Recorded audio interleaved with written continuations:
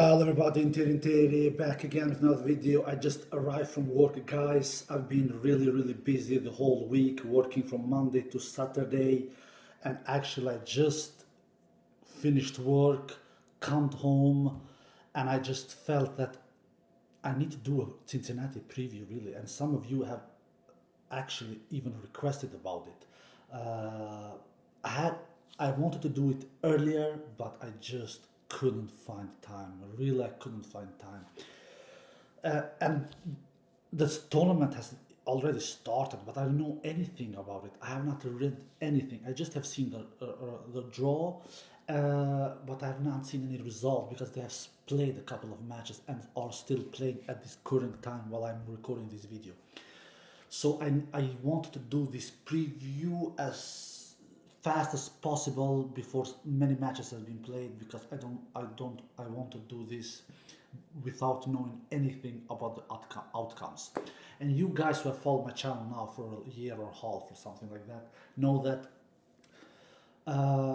when I do previews about tournaments, which I have not done a long time now because of the coronavirus, like we all know, so I've not done a preview tournament since Australian Open, actually. So I have missed it, to be quite honest. Thanks God tennis is back, guys. Let's celebrate this. So I'm gonna do a top 8 list. The number 8 place is the least likely player to win the tournament, but of course can win it. But I have him on my number 8 place for a reason, and on my number 1st place is the most high likely player to win it. And I have him on my number 1st place for a reason. All right, guys, let's not waste any time. Without further ado, let's get into this. On my number 8 place, I have Andy Murray, guys. Yeah, guys, Andy Murray. We all know that Andy Murray is a 3 times Grand Slam champion, former world number 1, multiple Master 1000 title winner, 11 times Grand Slam finalist, actually, if I'm not mistaken. So even though that he has had some really difficult times with injuries the last couple of years, you still can't throw him away. He is a worse version of Rafael Nadal, worse version of Novak Djokovic. He is a grinder. He doesn't do it as good as Djokovic, of course. He doesn't do it as good as Rafael Nadal, of course. But he plays tennis in the same fashion way like those two does. He's not a copy of Roger Federer. Of course not. He's not a copy of Pistol Pete. He's a copy of Rafael Nadal, Novak Djokovic, Andre Agassi, Medvedev, etc. So, and with this kind of play, of course, if he is healthy enough, and if he's in the draw, that I suppose he's healthy, because if he wasn't, he would not be in the draw. So I think he can do a run here, actually, guys. He has Tiafoe in the first match. I don't know what that match has come. I think that he will surpass Tiafoe. I'm not 100% sure, but I think 70% sure I am he will pass Tiafoe. And then he will have a big test against Alexander Zverev. In that match, they have actually played each other one time before, 2016, Australian Open first round, 4 years ago. But of course, Alexander Zverev is a much better player now, and much older player. Not that he's old, but in 2016, how old was Alexander Zverev then? I don't know, 16, 17 years old. So, and of course, Murray won that match in straight sets. So it will be much more difficult for Murray now than it was 4 years ago, because Alexander Zverev is a better player, Murray is a worse player. But I think that Murray has all the chances in the world to get through Tiafoe for at least, and then maybe even Zverev. Maybe. I give my slight edge to Murray, actually, in that match against Zverev. Anyway, I have Murray on my 8th place. On number 7th place, I have David Kofan, Cousin Fat. I like to call him Cousin Fat. I've heard it before of other YouTubers, and I actually agree with that. He likes to play close to the baseline. He likes to take the ball early. He likes to use his good backhand. In my opinion, his backhand is better than his forehand. He has a decent serve, not super great, not bad, decent, I would say. He moves pretty good. He's really fast, David Goffin. The thing with David Goffin, he doesn't have a particular great shot. Yes, his backhand is good. His movements are good. His returns are actually pretty good too. But he doesn't have any particular shot in his arsenal that is superior. So he does everything solid, but he doesn't do anything great, in my opinion. That is how I can describe David Goffin. But he's really talented, and I think he can make a run here. So I give him my number 7th place, David Goffin.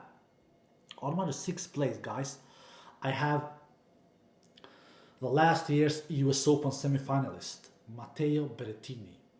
He can make a run here, guys. He has a huge forehand, huge serve, great at the net, but his weaknesses are his backhand and his movement. He doesn't move great, really.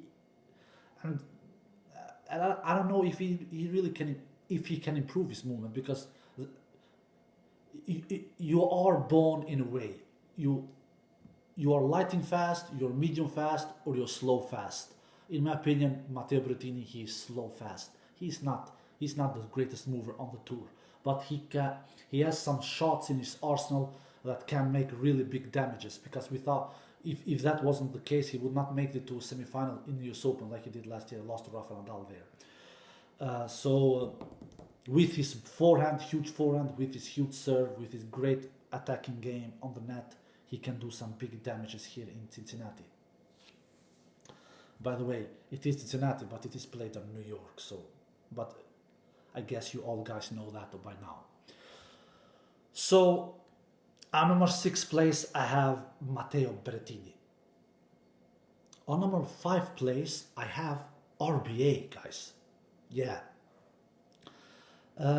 Roberto Bautista Agut, he's, in my opinion, probably the only Spaniard this is my feeling. Maybe I'm wrong. Correct me, guys, if you feel that I'm wrong. I feel that Roberto Bautista Agut, like we call him RBA, he is the only Spaniard who likes playing more on fast surfaces than what he does in slow surfaces. Because we all know that the Spaniards, they are crazy in love to play clay court tennis. We all know that. But I don't feel that it's the case with RBA. He likes more playing on fast surfaces, like hard courts, like grass. And we have seen it before. He has been successful on these surfaces. He has been defeating Djokovic a couple of times on hard courts in 3 sets. Last year he defeated him 2 times in 3 sets matches. I think in Doha last year he defeated Djokovic, if I'm not mistaken, and the second time he defeated him in Miami, if I'm not mistaken. Yeah, Miami last year. So he played also a Wimbledon semi-final last year, and Djokovic took revenge there, defeated RBA there. But RBA did a great run in Wimbledon last year and took it and did a deep run and made it to the semi-finals. So he has never made it to a French Open semi-final, RBA. So to me, I feel that RBA can be really dangerous on this court here in New York, even though that this court in New York is not super fast.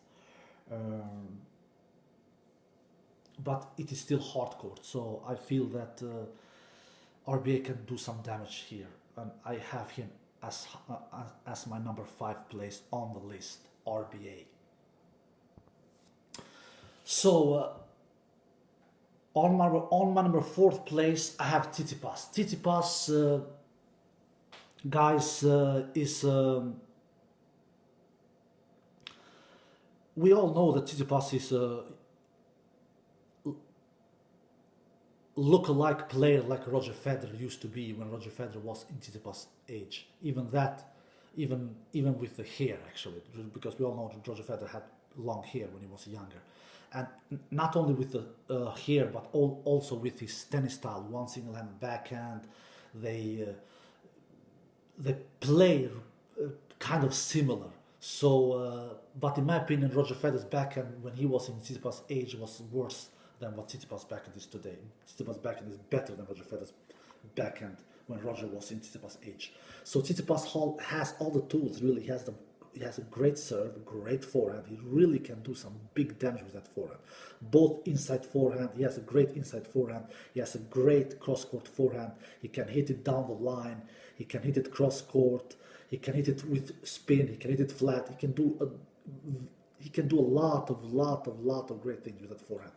And his backhand is also not that bad, even though of course his backhand is much worse than his forehand, Tsitsipas' backhand, but it is a great shot. But it needs to be more improved because sometimes he gets too short with that backhand. Sometimes he hits it with too much of a spin. It gets too high off the net, and then players can hit it on their striking zone, and they can finish the point. So I feel that sometimes Tsitsipas needs to hit more flat backhands. Sometimes he just hit it too many top spins and not great top spins. He is not Rafa Nadal. Rafa Nadal has a monstrous top spin, but not Tsitsipas. So, but his backhand is solid, and he's great on the net.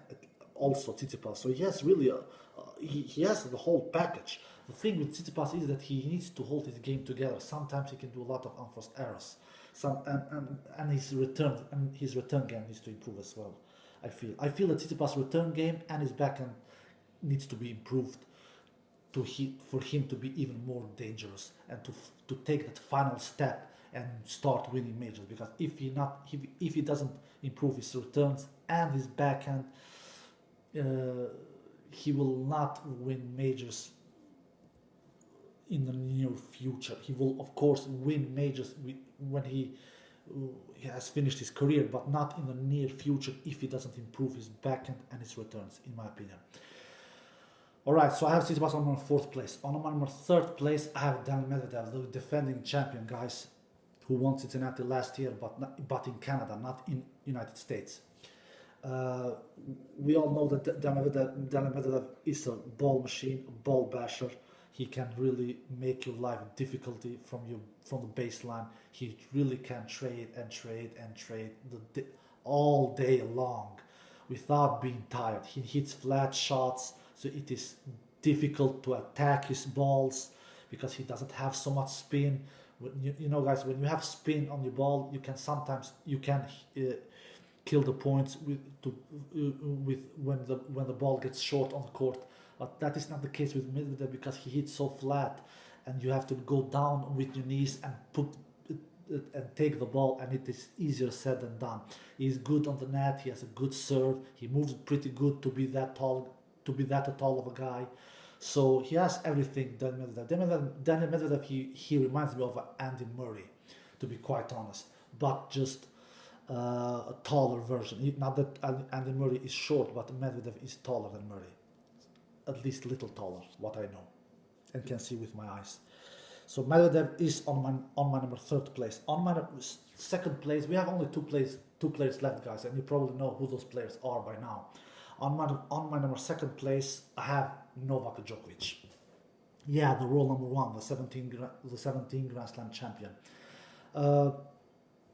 I don't have him on my number 1st place. The reason why I don't have him on my 1st place is that, first of all, guys, he has not played tennis for 6-7 months. Yeah, I know he was superb before this pandemic started. He won Australian Open, he won Dubai. But Djokovic is not very famous to be super sharp after breaks. He needs little time. At least he has needed that in the past. So can he bounce back and win a tournament immediately? Yeah, of course he can. I will not be surprised. You cannot be surprised when a world number 1 wins a tournament. But I just don't have that feeling in my stomach, in my heart, that he will bounce back and win the tournament immediately. That is how I feel. But maybe I will be wrong. Who knows? And the courts in New York are not super fast, guys. Even though that they have changed the surface, but it is still not as fast as it is in Cincinnati in Canada. This is a Cincinnati tournament, but it is not played in Canada like we all know. It is played in New York. And I have said this before on my earlier videos. Djokovic likes more fast surfaces than what he does slow surfaces, because he isn't the most powerful tennis player on the tour. He has not easy times creating offense, so he needs fast surfaces that can help him to create offense. He doesn't hit the ball like a team, like Federer, like Nadal. Those three guys, they really can hit through the court. But Djokovic cannot do that all the time. Absolutely not. So for that case, he needs fast surface to help him to help him to do that. And on this court, this surface will not help him. So the guy I have on my first place, this court really suits him. And of course, the guy I'm talking about, the guy I'm thinking in my head is Dominic Thiem.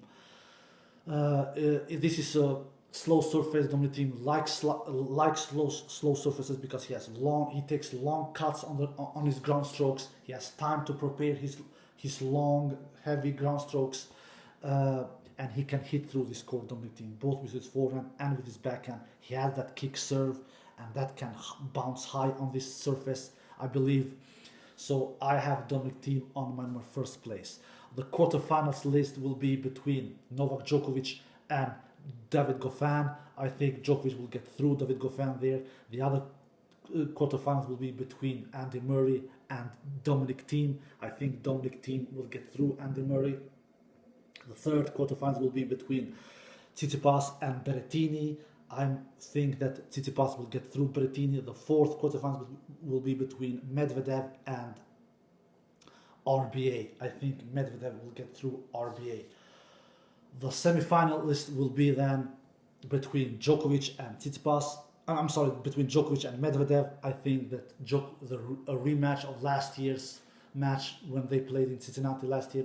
In that match, Medvedev went through in three sets. I think that Djokovic will take his revenge this time, but I'm not sure. Medvedev has defeated Djokovic a couple of times in his career. Never in slams, but outside slams, and this is not a slam for sure. So this match, of course, can go either way. This semi-final match between Djokovic and Medvedev. I'm not sure in this prediction. I'm not sure in anything of all these predictions, for God's sakes.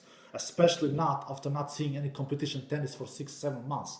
But I have a feeling I give my slight edge to Djokovic. I think that he will just be prepared. He will be hungry. He wants to win this tournament. He wants to give a statement to all the tennis world, to all the tennis, to the ATP Tour that I am here. I am hungry. I want to win. Just before the US Open starts. So I think that Djokovic will make it to that final, and the other semi-final will be between Tsitsipas and Thiem, and I think that Thiem will get through Tsitsipas, even though Tsitsipas has defeated Thiem before. We all know that, but I just feel that on this court, Thiem is a much dangerous player than Tsitsipas. This court is not fast; it is slow, and Tsitsipas doesn't like Tsitsipas to defeat Thiem. He needs more fast surfaces, in my opinion. So we all know that Thiem loves slow surfaces. That's why he's pretty good. He's really good on clay. He's the second best tennis player in the world on clay after Rafa Nadal. So I think we will have a final between Dominic Thiem and Novak Djokovic, and I think the winner in that match will be Dominic Thiem. He will prevail in the end. That's it. That's how I predict this tournament will go. Am I sure about all these results? Of course not. A player like Alexander Zverev can defeat Andy Murray in the second round. I will not be surprised at all. A player like Zverev can face Dominic Thiem in the quarterfinals instead of Murray doing it. Then we never know if Djokovic and Thiem will make it to the semifinals. To be quite honest, I'm not quite sure that both of them will make it to the finals. I will not be surprised if one of them gets upset on the way, and maybe even both of them. You never know, guys. Tennis is a small margins. 1 point here and there decides the matches, especially when the quarterfinals and semifinals starts. It is the player who wins the biggest points who will end as the winner. Like we all know, it is not the player who wins most points, but the player who wins the biggest points. Just ask Roger Federer. He doesn't always win the biggest points, unfortunately. I have some dark horses. Alexander Zverev is, of course, one of my dark horses, even though that he's top 10 and maybe it is wrong to have him as a dark horse, but as I don't have him on my top 8 list, I must have him as one of my dark horses. Another dark horse is Felix Aliassime. He really is a super talented player. He just needs to improve his shot tolerance. He needs to improve his decisions making. He needs to improve his second serve. If he improves because he has forehand, he has solid backhand, he has a serve, at least a great first serve, not a great second serve. But he needs to improve his returns, his second serve, his shot tolerance. Then he really can be a big player, Felix Aliassime. So I have him, Felix Aliassime, as one of my dark horses as well, together with Zverev. And Raonic, why not Raonic? With that serve, with that forehand, you always can be dangerous. You always can do big damage in a tennis tournament. And why not Marin Cilic, who will face Denis Shapovalov in the first round? I think that Marin Cilic will actually take out Denis Shapovalov, not Felix, Denis Shapovalov. I just feel that Cilic has not been in great shape the last couple of 2 years since 2018, but I think that this break has made him to think, to train, to regroup, and I think that Cilic can be dangerous as well. So my 4 dark horses are Zverev, Cilic, Felix Aliassime, Milos Raonic, and why not Rublev? Put him in as a dark horse as well. So there you have 5 dark horses together with Rublev. So guys, this is it. I really missed tennis. I guess that I'm pretty sure that all the tennis lovers around the world has missed tennis together with me. I've missed doing a preview. I've not done a preview since Australian Open 7-8 months ago, and finally I had the chance to do a preview. I hope you enjoyed this one. Let's see how many rights I will have. I don't think I will have many rights, but at least some rights I think I will have. Alright guys, I hope you enjoyed this video. Take care and bye bye.